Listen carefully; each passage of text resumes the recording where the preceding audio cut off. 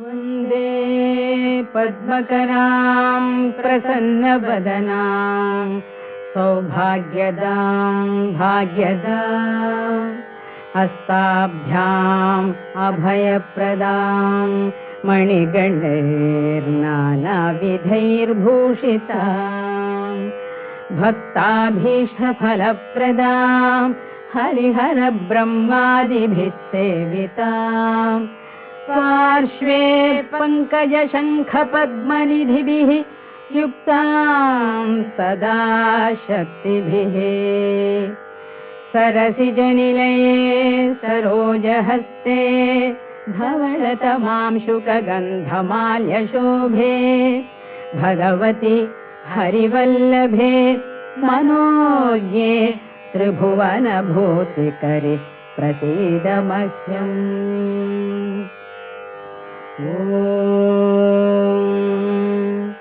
प्रकृतिं विकृतिं विद्यां सर्वभूतहितप्रदां श्रद्धां विभूतिं सुरभिं नमामि परमात्मिकां वाचं पद्मालयां पद्मां शुचिं स्वाहां सुधां सुधां धन्यां हिरण्मयीं लक्ष्मीं नित्यपुष्टां विभावरीम् अदितिं च दितिं दीप्तां वसुधां वसुधारिणीं नमामि कमलां कान्ताम्।